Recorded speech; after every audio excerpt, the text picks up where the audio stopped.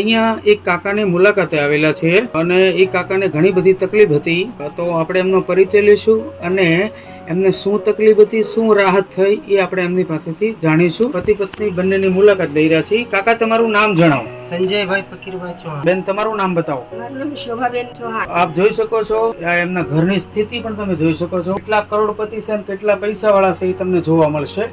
10 by 10 થી મોટી room નથી અને છતાં પણ એમણે આ મેટ્રેસ વસાવી છે. કાકા, તમને શું તકલીફ હતી? પેલા ચાલવાની તકલીફ હતી. મેટ્રેસ લીધા પછી મને આમને ચાલવામાં થોડો મને ફરક લાગ્યો. ઓકે, પહેલા તમારે લાકડીના સહારાથી લાકડીના સહારેથી હું ચાલતો હતો. આ મેટ્રેસ લીધા પછી લાકડી 2 કિલોમીટર બી હું ચાલી. વોટર એનર્જી પેડ આ પાણી પીએ છે અને હાથ પર બેલ્ટ પણ બાંધેલો છે. અને કાકા એવું કહી રહ્યા છે એ લાકડીના સહારા વગર હાલી શકતા નહીં હતા. જ્યારથી આ મેટ્રેસ વાપરી છે લગભગ એપ્રોક્સિમેટ 1 મહિનો થયો. એક મહિનો થયો. અહીંયાથી જે ડોક્ટર સાહેબનું દવાખાનું છે એ લગભગ 1 કિલોમીટર જેટલું છે અને કાકા તમે વગર લાકડીથી 1 કિલોમીટર ચાલી જાવ. તો આ છે આ બાયોમેગ્નેટિક મેટ્રેસનો પ્રભાવ. અહીંયા બેન પણ છે. બેન, તમે યુઝ કરો છો મેટ્રેસ? હા સાહેબ, હું પણ યુઝ કરું છું.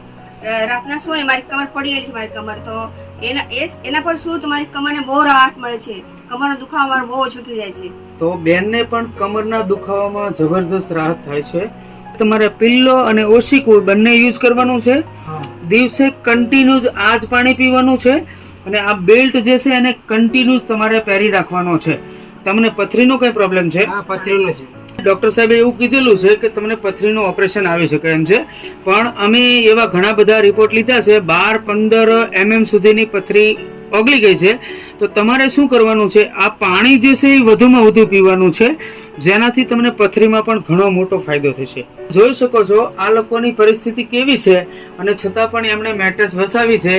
એટલે કે મેટ્રેસ લેવા માટે પરિસ્થિતિ કઈ છે એ મહત્વનું નથી, કેટલી સમજદારી છે અને કેટલી જરૂરિયાત છે એ મહત્વનું છે. કાકાની જે ઘર છે એ માત્ર 10 બાય 10 નું છે અને છતાં પણ મેટ્રેસ વસાવેલી છે.